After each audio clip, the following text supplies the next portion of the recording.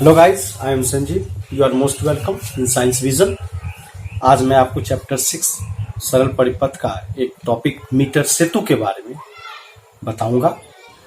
Metre सेतु एक ऐसी युक्ति है जिसके द्वारा अज्ञात प्रतिरोध का मान ज्ञात किया जाता है और इसके सिद्धांत यह व्हीटस्टोन सेतु पर आधारित होता है। जैसा कि पिछले वीडियो में मैंने व्हीटस्टोन सेतु के बारे में बताया कि यदि सेतु संतुलित स्थिति में होता है तो चतुर्भुज में लगे किन्हीं दो प्रतिरोधों का अनुपात उस चतुर्भुज के शेष दो भुजाओं में लगे प्रतिरोधों के अनुपात के बराबर होता है, अर्थात P/Q बराबर R/S। अब मीटर सेतु का कंस्ट्रक्शन क्या है, इसकी बनावट क्या है? तो मीटर सेतु में एक तार AC लिया जाता है जो 1 मीटर लंबाई का होता है और यह कॉन्स्टेंटन अथवा मैंगनीन का बना होता है। कॉन्स्टेंटन और मैंगनीन ही तार क्यों लिए जाते हैं? क्योंकि यह एक मिश्र धातु है और इसके प्रतिरोध मानक होते हैं, जिसके फलस्वरूप जब इस तार का हम प्रयोग मीटर सेतु में करते हैं तो शुद्धता रूप से हमें अज्ञात प्रतिरोध के मान प्राप्त हो जाते हैं। अब AC तार 1 मीटर लंबाई के हैं जिसे लकड़ी के बोर्ड के सहारे व्यवस्थित किया जाता है। यह लकड़ी का बोर्ड के समांतर एक मीटर स्केल लिया जाता है जो 1 मीटर का होता है। इस पे आप देख भी रहे हैं 10 से 100 तक है, ये सेंटीमीटर में है। इस AC तार के दोनों सिरों पर तांबे की L आकार की पट्टी लगाई जाती है और इन दोनों तांबे की पत्तियों के बीच में एक सीधी पट्टी D ली जाती है। अब L आकार की दोनों पत्तियों और एक सीधी पट्टी D के बीच में 2 खाली स्थान होते हैं। एक खाली स्थान में हम एक प्रतिरोध बक्स R लेते हैं और दूसरे खाली स्थान में दूसरा अज्ञात प्रतिरोध S लिया जाता है। इन दोनों L आकार की पत्तियों को एक दोनों संयोजक पेचों से व्यवस्थित किया जाता है और यहां प्रतिरोध बक्स को भी संयोजक पेच से और अज्ञात प्रतिरोध को भी संयोजक पेच से व्यवस्थित किया जाता है।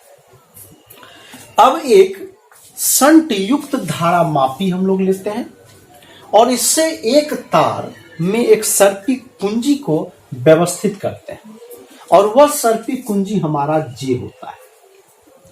अब इस सर्पी कुंजी की नोक को हम AC तार पर कहीं भी दबाते हैं। यदि जिस जगह दबाने पर सेल से धारा प्रवाहित होने के बाद इस धारा मापी में कोई विक्षेप उत्पन्न नहीं होता है, उस स्थिति को हम लोग शून्य विक्षेप स्थिति कहते हैं और इसी स्थिति में हम इस भाग की लंबाई को मेजर्ड कर लेते हैं। मानते हैं कि B स्थिति में जब सर्पी कुंजी को लाते हैं तो उस समय धारा मापी का विक्षेप 0 होता है और AB भाग की लंबाई L मानी जाती है। जब AB भाग की लंबाई L होगी तो BC भाग की लंबाई 100 -L, क्योंकि AC तार की लंबाई 100 सेंटीमीटर होती है। मान लेते माना कि AB भाग का प्रतिरोध P और BC भाग का प्रतिरोध बराबर Q। अब देखिए, और AC तार का अनुप्रस्थ परिच्छेद क्षेत्रफल बराबर अल्फा। ये क्षेत्रफल एसी तार का सभी जगह समान होता है। अब क्या करना है, अब के कुंजी को परिपथ में लगाते हैं, इस प्रतिरोध बक्स से आर प्रतिरोध लेके के प्लग में लगाते हैं और सेल से धारा प्रवाहित करते हैं। मान लेते हैं, माना कि एसी तार का विशिष्ट प्रतिरोध बराबर रो। अब देखिए, जब हम इस प्रकार से मानेंगे तो हमारा क्या हो जाएगा, देखिए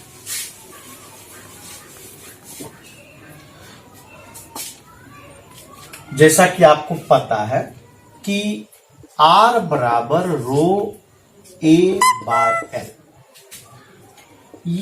से इस AB भाग का प्रतिरोध क्या होगा, P बराबर AB भाग का प्रतिरोध। चूंकि आपने P बोला है तो P बराबर क्या हो जाएगा, P बराबर रो तो चूंकि विशिष्ट प्रतिरोध सब का है, और एरिया आपने क्या बोला, अल्फा, तो रो अल्फा और इसकी लंबाई AB भाग का कितना, L। तो ये AB भाग का प्रतिरोध आपने निकाला। अब देखिए, अब हम क्या करते हैं कि BC भाग का प्रतिरोध निकाल लेते हैं। तो BC भाग का प्रतिरोध कैसे निकलेगा, देखिए BC भाग का प्रतिरोध इसी सूत्र के आधार पर हम निकालेंगे। BC भाग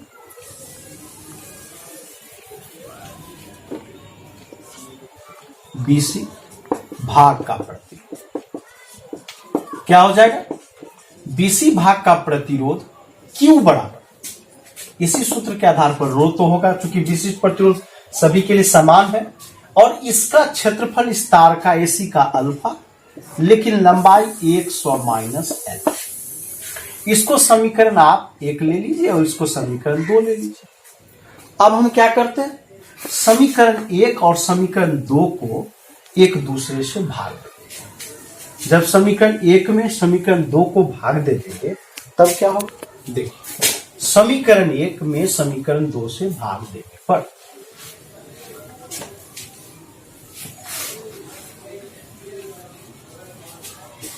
देखिए, अब P बाई क्यू निकालते हैं। तो P बाई क्यू का मान रो अल्फा बाय L, और नीचे में रो अल्फा बाय 100 माइनस है, rho alpha cancel, then P by Q equal to 100 minus L by L। अब देखिए व्हीटस्टोन सेतु से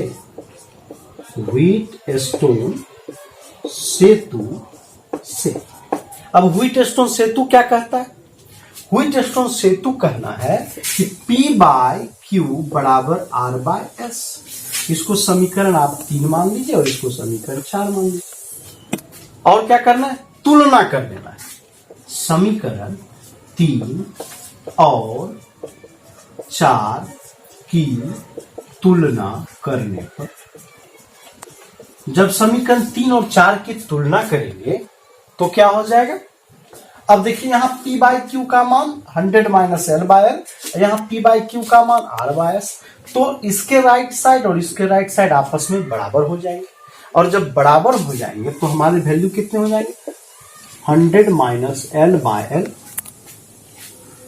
बराबर कितना, R बाय S। और जब इससे हम, चूंकि हमें अज्ञात प्रतिरोध S का मान निकालना है, तो S बराबर कितना हो जाएगा, ये हो जाएगा हमारा RL बाय 100 माइनस, और इस सूत्र की मदद से हम अज्ञात प्रतिरोध के मान को प्राप्त करते हैं। अब इसको आप नोट कर लीजिए। ठीक। अब मैं आपको इसकी त्रुटियां और इसके निराकरण के बारे में बताऊंगा। अब देखिए, सबसे पहला, यह एसी तार का प्रतिरोध मानक कांस्टेंटाइन और मैंगनीन के रूप में है, तो इसका प्रतिरोध नहीं के बराबर माना जाता है, जबकि इसका प्रतिरोध होना चाहिए। अब दूसरी बात, एसी और यहां जो हमने एल आकार की पत्ती लगाई, इस पत्ती का भी कुछ न कुछ प्रतिरोध होना चाहिए। अगर प्रतिरोध नहीं होगा तो क्या होगा कि जो हमारे पास शुद्धता के साथ अज्ञात प्रतिरोध के मान आएंगे वो नहीं आ पाएंगे। तो इसके लिए इन दोनों तांबे की पत्तियों में कुछ न कुछ प्रतिरोध का होना आवश्यक है। दूसरी बात कि लगातार धारा प्रवाहित होते रहने के कारण तार गर्म हो जाते हैं, और तार गर्म होने के फलस्वरूप इसके प्रतिरोध सही से नहीं आ पाएंगे। इसलिए इस कुंजी को हम समय के अनुसार से ऑन और ऑफ करेंगे। जब जरूरत हो उस समय कुंजी को खोलेंगे, और जब जरूरत नहीं हो तो कुंजी को बंद कर देंगे। अर्थात कुंजी को बंद करने से धारा का प्रवाह होगा, कुंजी को खोलने से धारा का प्रवाह बंद हो जाएगा। तो ये आवश्यकता के अनुसार हम इसमें काम करें तो तार हमारा जल जाएगा। दूसरी बात कि हमेशा सर्पी कुंजी को एसी तार पर रगड़ नहीं रखेंगे। अगर बराबर रगड़ते रहेंगे तो एसी तार के अनुप्रस्थ परिच्छेद के क्षेत्रफल पर प्रभाव होगा, कहीं मोटाई ज्यादा, कहीं पतलापन। तो इस स्थिति में जो प्रतिरोध का मान शुद्धता से प्राप्त होगा वो नहीं हो पाएगा। अब इसके लिए हमें क्या करना पड़ेगा? अब इसके लिए क्या करना पड़ेगा कि अगर प्रतिरोध दोनों का मान नहीं हो, दोनों में प्रतिरोध का वैल्यू नहीं होगा, तो हमको इसकी स्थिति को क्या करना पड़ेगा? प्रतिरोध बक्स के जगह पे अज्ञात प्रतिरोध रखना पड़ेगा, और अज्ञात प्रतिरोध की जगह पे प्रतिरोध, मतलब दोनों के प्लेस को जब चेंज कर देंगे तो प्रतिरोध अज्ञात प्रतिरोध का मान शुद्धता के रूप में प्राप्त हो जाएगा। तो ये था उसके त्रुटि और उसका निराकरण। अब अगला वीडियो हम आपको बताएंगे विभव माप।